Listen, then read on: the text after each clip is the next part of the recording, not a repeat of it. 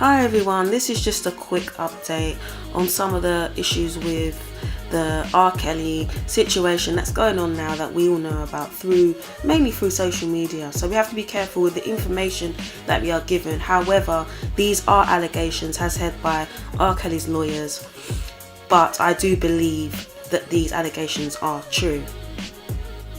It says that there was a false arrest made on R. Kelly's 52nd birthday, and what this was is someone who felt that they knew where R. Kelly was. They had read information on the internet that he was a wanted man when he's not a wanted man. He should be a wanted man, but he's not. So they phoned police. Police then assumed that he was wanted and gave an arrest warrant for him at his 52nd birthday, which is why it was false. It wasn't a true warrant. However, the police did feel that it was real, which is what is kind of explained here. I will put the links to everything I find here in the description.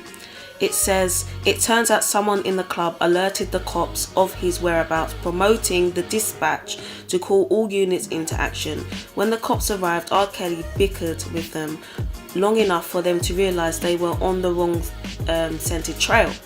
There was no warrant made out in his name, only a gullible pitch made plausible by Kelly's long-standing rap sheet, which is basically the issue, the sexual abuse that he's been given to these young girls over a long period of time. That we know that it's true. It's so shocking that he hasn't been put in jail that people are just like, what? I'm phoning the police, which is what you should be doing, but nothing's getting done. And please watch my live that is upcoming, because we will discuss this all together. We also see that Destiny's Child, Matthew Knowles, who is Beyonce's father, obviously, was aware of how he was acting. It says Beyonce's father, Matthew Knowles, says Destiny's Child teens did not leave our eyes around R. Kelly because he had heard about what he was up to, and these were young girls at the time, 15, 16 years old. It says Beyonce's father, Matthew Knowles, says he passed on using R. Kelly for a 1998 collaboration with Destiny's Child due to both business differences with the singer and his reputation. It says here, it mentions how old they were at the time, which is similar to the ages of the girls that he would get, especially now. Back then, he didn't care if he was sleeping with underage girls. Now, he's catching them just before they're 18, just before their parents have no guardianship over them. And then after they hit 18, they can't do anything, which is the problem. He's using the law now to get what he wants. We then have this statement that he made where he mentions that they wasn't even allowed in the bathroom by themselves because he had seen what one celebrity was capable of. Okay, I will leave this all, like I said, in the description. There is a part of it where it describes how much he would charge. So it says, Noel said R. Kelly wasn't cheap to collaborate with, as it was $75,000 plus travel costs. So we're talking $100,000 for a song, and this was back then. So this man was just a manipulator, scam artist, everything you can think of. He liked to write songs, or was used to write songs for people to help them come up within the industry, but he used that against them, saying to girls that he could use that part of the promotion of him to say to girls, I will bring you up in the music industry. Here's, my past. Here's what I've done for other people. He was using it against them. There is a lot here to read. I will leave this in the description box. But also Lady Gaga. There are a lot of celebrities and famous musical celebrities that are fighting against R. Kelly, which says a lot. They tend to keep their mouth shut until they know something. This man hasn't been arrested for this. He has in the past and got away with it on criminal technicalities, legal technicalities. Basically a loophole is how he got away with it. It's him. Most of us have seen that it's him. And now Lady Gaga is apologizing for him being in music that she has also starred in. And it says Lady Gaga has apologized for working with R. Kelly and said she plans to remove their 2013 single from streaming services. Okay, and if you don't know, she is also an advocate for the Me Too movement, which is why she has a standing to make a point. And we know that Lady Gaga is someone who does support women's rights in every type of way, regardless of if you like her music or not. It says, as a victim of sexual assault myself, I made both the song and the video at a dark time in my life. My intention was to create something extremely defiant and provocative because I was angry and still hadn't processed the trauma that had occurred in my own life, Lady Gaga said in a statement.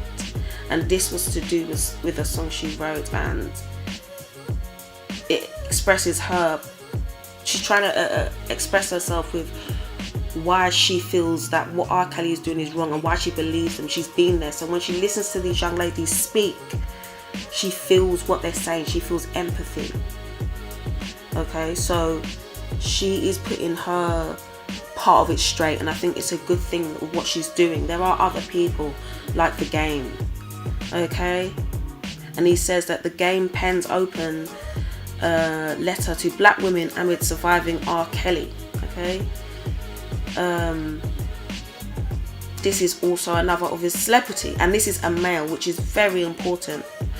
And it says that recent events focused on the victimization of black women have affected The Game, along with those who continue to discuss the societal issues that have created an environment for such narratives to unfold.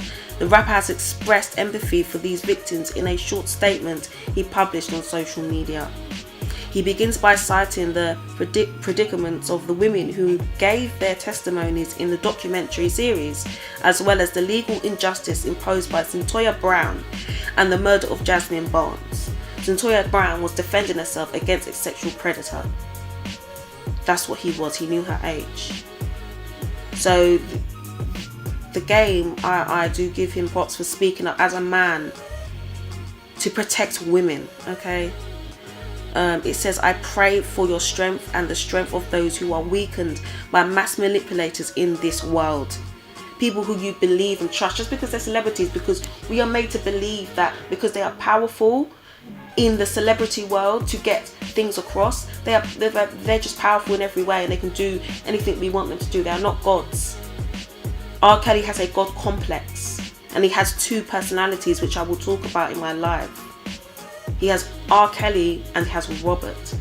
And if you watch a few of the recordings of him with Aaliyah, you will see those differences. People talk about black women being exploited, which is 100% true. They are, even Chance the Rapper said that he didn't believe what a lot of these women said because they was black. And the media promoted black women as liars, as people to be used. It's something that is true, but I want to represent women as well, even though that is a true statement. You know, people like Hugh Hefner, for some reason, was allowed to be a paedophile and a dirty old man for I don't know how long. You wasn't allowed to say nothing about this man. You had to respect this man for no reason. And then when he dies, we see this. The most surprising detail to emerge after Hefner's death was that Brooke Shields had featured in a Playboy publication called Sugar and Spice when aged only 10 years old in 1975. Photographer Gary Gross received $450 to take the photographs of the heavily made up Shields posing naked in a bathtub. We find out when this man's dead, similar to Jimmy Savile, who was raping and abusing young girls in hospitals because he was paying enough to charities to be able to walk around hospitals with no one else, walking into rooms with girls that had, for example, burns or lesions on their back. They could only lie on their front. He would abuse them because they couldn't move, or they were disabled. He would abuse them. No one knew this until, well, they knew, but it's similar to R. Kelly. Nothing happened until he died. And one of my main things is I completely support the MuteRKelly movement, and something needs to be done while this man is alive. And there are a lot out there, which I will also talk about in my live. Please stay tuned.